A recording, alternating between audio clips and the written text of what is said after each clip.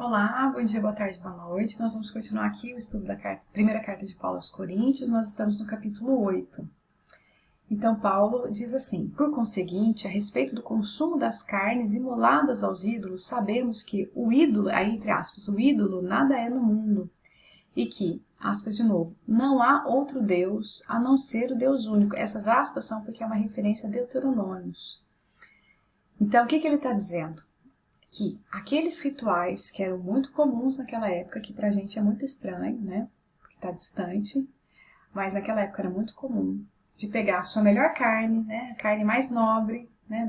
Da sua criação, e sacrificar para um deus, para uma deusa, para um ídolo. Tendo nesse sacrifício a aposta de que a gente tem alguma coisa de volta, né? Então essa deusa vai fazer esse favor para mim, ou eu vou agradecer. E esse Deus, essa deusa vai ficar feliz comigo. Tem uma barganha aí nesses sacrifícios. Só que lá em Deuteronômio já estava falando que, poxa, isso não é nada, né? Nem o ídolo não é nada, né? E a gente tem um Deus único, então não é necessário o sacrifício. Se bem que existam aqueles que são chamados deuses, quer no céu, quer na terra, e há de fato muitos deuses e muitos senhores. Olha que interessante essa frase, há de fato muita gente que pode ser endeusada, né? Para nós, contudo, existe um só Deus, o Pai, de quem tudo procede e para o qual caminhamos, e um só Senhor, Jesus Cristo, por quem tudo existe e para quem caminhamos. Então, pode existir essa organização, né, que vê deuses e deusas, e pode existir esse sacrifício, mas isso não faz mais sentido nessa lógica cristã aqui. Não faz mais sentido, né? Porque nós temos um só Deus, né? Mas nós vamos respeitar essa outra concepção. Porque ele vai dizer assim, ó, mas nem todos têm a ciência, né? Nem todos têm essa clareza. Alguns, habituados até há pouco ao culto dos ídolos, comem a carne dos sacrifícios, como se fosse realmente oferecida aos ídolos, e a sua consciência, que é fraca, se mancha.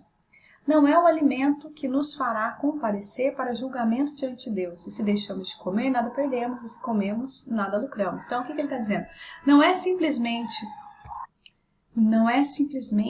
o fato de comer, né, algo que vai me fazer mais próximo de Deus, ou não comer que vai me afastar de Deus. Não é tão simples assim, porque não é por fora, né? Não é ato exterior, mas é por dentro que a gente vai construindo a nossa relação com Deus. Aí ele continua. Tomai cuidado, porém, para que essa vossa liberdade, né, para que essa concepção, essa clareza, não se torne ocasião de queda para os fracos. Então, se alguém te vê sentado à mesa em templo de ídolo, a ti que tem a consciência esclarecida, porventura a consciência dele que é fraco não será induzida a comer carnes imoladas aos ídolos? E assim, por causa da tua ciência, perecerá o fraco, esse irmão pelo qual Cristo morreu. Então ele está mostrando assim que essa concepção da nossa relação profunda com Deus é uma concepção que não vai atingir todo mundo da mesma forma. Tem gente que ainda está com aquela velha concepção de que é preciso isso, é preciso aquilo, tem esses rituais, se não tiver o ritual não tem como, aí o Deus vai ficar bravo comigo. São questões que não fazem sentido, né? Aqui, nessa forma que Paulo está trazendo. Mas a gente precisa respeitar o outro e tomar cuidado, porque se eu fizer na frente do outro, se eu desrespeitar ou se eu seguir aquela norma, pessoas com menos clareza, né, que eles chamam de fracos, podem entender que esse é o único caminho, pode se sentir mal, né, enfim. E pecando assim contra vossos irmãos e ferindo-lhes a consciência que é fraca, é contra Cristo que pecais. Eis porque, se um alimento é ocasião de queda para o meu irmão, para sempre deixarei de comer carne, a fim de não causar a queda de meu irmão. Então, mais do que a gente ficar fixado no ritual, tem que fazer assim, tem que fazer assado, ou não precisa mais desse ritual. Mais do que isso, a questão é a caridade. Se eu estou diante de alguém que está muito fixo no ritual, que tem muito medo, não, se eu não fizer esse ritual, eu vou me afastar de Deus. Mesmo que a gente olhe e fale, não está interessante essa concepção dessa pessoa. Ao invés de impor ela abaixo, saber, como ele diz aqui mesmo, saber como convém, significa usar do conhecimento de forma amorosa. Então, se para essa pessoa é um escândalo comer carne, né, eu estou convivendo com ela, o Paulo fala, não, eu paro de comer carne. Se for para evitar a queda de um irmão. A gente está falando de uma coisa grave, não estamos falando de qualquer coisa. Uma situação em que alguém pode ficar escandalizado e desacreditado, ou se afastar, né, de um caminho religioso por causa de uma concepção. Então, fala, não, se o alimento é ocasião de queda para o meu irmão, para sempre deixarei de comer carne a fim de não causar a queda de meu irmão. Estou pensando mais nas pessoas do que nos rituais.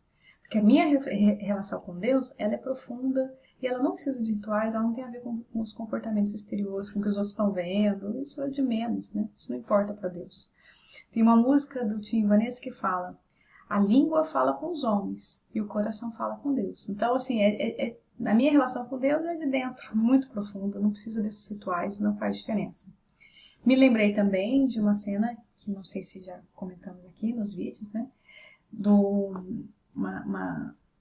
Um momento, assim, né, da vida de Francisco de Assis, em que ali, né, um grupo de pessoas que seguiam ele, que eram amigos, que queria seguir a mesma, né, os mesmos pressupostos que ele estava colocando como caminho para ele encontrar Deus, e um deles era não comer carne, né, no meio da madrugada esse amigo, né, colega dele, está ali chorando, e ele vai falar: nossa, mas por que você está me falando? Porque eu estou com muita vontade de comer frango, né, não vou conseguir.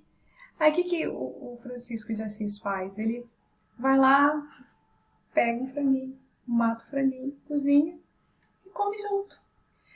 Porque para ele, entende, assim, não comer carne não pode estar acima da vontade de amar um irmão. Porque é pelo amor que a gente vivencia às nossas pessoas próximas, e principalmente aquelas que é mais desafiante, né, amar, que a gente consegue expressar a nossa relação com Deus. Então, aqui, a forma de olhar os rituais está totalmente relativizada, colocando em primeiro lugar a caridade e o amor. Mas a gente continua semana que vem.